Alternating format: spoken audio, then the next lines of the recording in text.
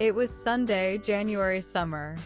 My dad, mom, my siblings, and I spent the day at the club. When we returned from the club, my dad dropped us off at home and told my mom, "Start bathing the kids. I'll go to the bakery, buy some snacks, and I'll bring them back for dinner." He went to the bakery, and on his way back, he had a heart attack, lost control of the car, and passed away. After he passed away, my mom, widowed at 28, with 5 children to raise, had to start working and asked for help from my grandmother, her mother. Yeda, a strong and determined woman, had a scar on her chest instead of breasts. She had cancer. But I never saw Yeda as a victim of the disease. She was always well-dressed, wearing makeup and heel shoes. She was busy with our education, sewing. She was an excellent seamstress. And she used to tell me, "I will teach you to be an ideal woman." What was an ideal woman for Yeda? She had to know how to wash, iron, sew. And I, being so young, didn't want to do any of that. She would say, "No, I don't have time. I need to teach you this very quickly. You don't understand now. You'd like to play. Someday, in the future, you will understand, and you will even thank me." Thank you, Yeda. Yeda raised me until I was 11. She taught me how to wash, iron, sew, cook. When I was 11, she passed away. It was a very difficult time. I had to take on the role of the woman of the house while my mom worked and take care of 3 younger siblings. And I joke that those 3 siblings were my first 3 clients. If they filed a complaint with customer service, I could lose one of my clients. Imagine that. It was a very tough time. The only help we had was from the Baptist church, which used to give us a food basket. By the end of the month, there wasn't much left in the pantry from that food basket. I learned from my grandmother how to make bread. But since we didn't have all the ingredients in that food basket, I made do with what we had. I made bread with a little flour, oil, whatever was left. And I would tell them, "Eat while it's hot." Because once it cooled down, it turned into a rock. For drinks, there was a field in front of the house with a lot of lemongrass leaves. And lemongrass tea is delicious. Those were the best afternoon teas I've ever had in my life.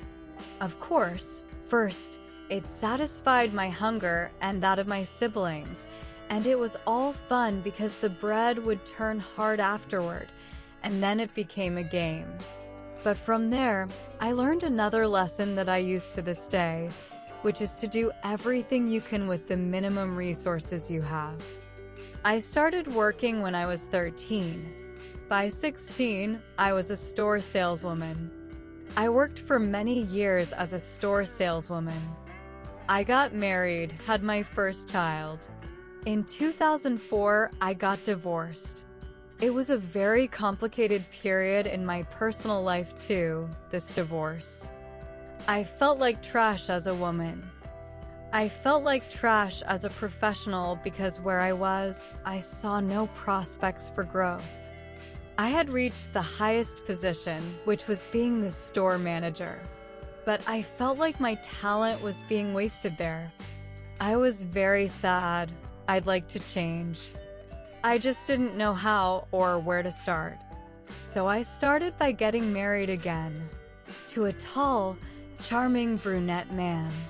In 2006, I was invited to a party and needed to wear a nice dress, so I borrowed one because I didn't have a nice dress. My colleague had one, and I said, "Can you lend it to me?" And she did. When I returned the dress, I'd like to return it washed and ironed. Although I knew how to do it very well, modesty aside, I'd like to do it at a professional laundry. I live in the outskirts of Sao Paulo, in the municipality of Carapicuíba, and by searching in the area where I lived, I found out that there was no laundry. And to use a laundry, I would need to go to the rich side of town or go downtown. And I couldn't get that idea out of my head. How did people who live in this area take care of their household linens? They have nice clothes that they'd like to take better care of. It stuck with me, and I decided, here's an idea. I quit my job.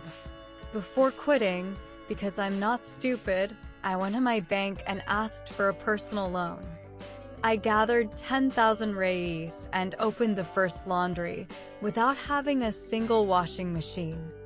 I went to the laundries in the downtown area and the wealthy neighborhood, and I said, "Look, I have a laundry. I have a very high demand for clothes, and I can't handle this service. I'd like to see if you could wash these clothes for me at a lower price so it won't burden my clients too much in the end." Some agreed, and I opened the laundry, worked hard. It was a year of work alone. The only help I had was from those other laundries. In this area, I also realized that what made me grow was that most women work outside the home, and the problem wasn't washing clothes, the problem was ironing them. So I started offering ironing packages because I had brought the iron and ironing board from home, and it was a hit. One woman told another, and another told another. Because usually, women don't have time to do it or they really don't like it. It takes a lot of time. It's very tiring. And nowadays, women work, have children, homes, studies, and don't have much time for that. The business started growing. And today, this was in 2007, today, the laundry has a network already with 4 stores, a warehouse where we centralize all the services. Most of the service is centralized in this warehouse, and all of them generate profit for me.